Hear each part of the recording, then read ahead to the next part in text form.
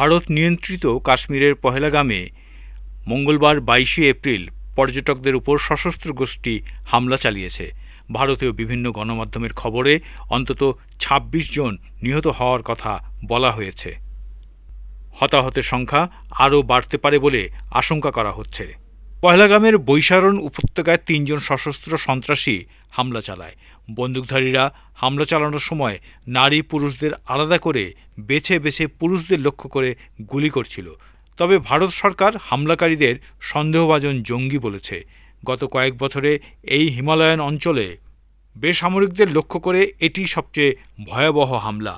The Indian express জানায়, রাস্তার পাশের একটি মাঠে ২ থেকে ৩ জন সন্ত্রাসী এই হামলা চালায়। এই হামলার দায় স্বীকার করেছে কাশ্মীর রেসিডেন্স নামের একটি সশস্ত্র গোষ্ঠী।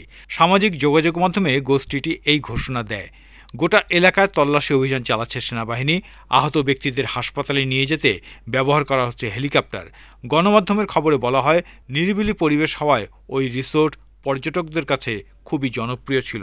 গত বছরের মে মাসে এই পহেলগামেই সশস্ত্র গোষ্ঠীর আক্রমণে আহত হয়েছিলেন ২ জন পর্যটক, কিন্তু সরকার এই ঘটনাকে বিচ্ছিন্ন মনে করেছিল।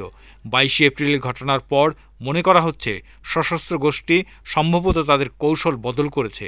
এই ঘটনার পর জম্মু কাশ্মীরে পর্যটন ব্যবসা মারাত্মকভাবে ব্যাহত হতে পারে বলে আশঙ্কা করা হচ্ছে। একটি অপরিচিত গোষ্ঠী কাশ্মীর রেসিডেন্স সোশ্যাল মিডিয়ায় হামলার দায় স্বীকার করে। হামলাকারীদের বক্তব্য, ৮৫,০০০-এরও বেশি বহিরাগত এখানে বসতি স্থাপন করায় জনসংখ্যাগত পরিবর্তন ঘটেছে, তাই অবৈধভাবে বসবাসকারীদের বিরুদ্ধে সহিংসতা চলবে। পহেলগামে পর্যটকদের উপর সন্ত্রাসী হামলার পর উপত্যকা থেকে দিল্লি পর্যন্ত কড়া নিরাপত্তা ব্যবস্থা করা হয়েছে। বিশেষ করে পর্যটনের স্থান এবং শহরের সীমান্তে কঠোর তল্লাশি এবং নজরদারি চালানো হচ্ছে, যাতে যে কোনো সন্দেহজনক কার্যকলাপ তাৎক্ষণিকভাবে শনাক্ত করা যায়। ২২ তারিখে জম্মু ও কাশ্মীরের পহেলগামে পর্যটকদের উপর সন্ত্রাসী হামলার পর বিশ্বের শীর্ষ নেতারা এই হামলায় নিন্দা জানিয়ে ভারতের সাথে সংহতি প্রকাশ করেছেন। প্রধানমন্ত্রী নরেন্দ্র মোদী সৌদি আরব সফরে ছিলেন।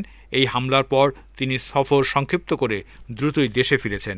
সাম্প্রতিক বছরগুলোতে কাশ্মীরে পর্যটকদের ওপর হামলা কমলেও গত জুনে হিন্দু তীর্থযাত্রীবাহী একটি বাসে হামলায় ৯ জন নিহত হন। ১৯৯৯ সাল থেকে এই অঞ্চলে বিদ্রোহ ও সন্ত্রাসবাদের দীর্ঘ ইতিহাস রয়েছে, যদিও গত কয়েক বছরে সহিংসতা অনেক কমেছে। জম্মু কাশ্মীরের বিধানসভা নির্বাচনের পর এতদিন পরিস্থিতি শান্তই ছিল।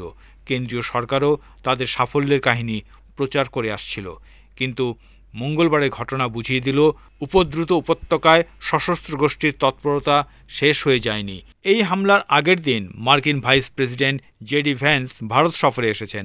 গোয়েন্দা সংস্থাগুলো বলছে, সম্ভবত বিশ্বের দৃষ্টি আকর্ষণের জন্য অতীতে বিদেশি উচ্চপদস্থ ব্যক্তিদের সফরের সময় কাশ্মীরে বড় হামলার রেকর্ড রয়েছে।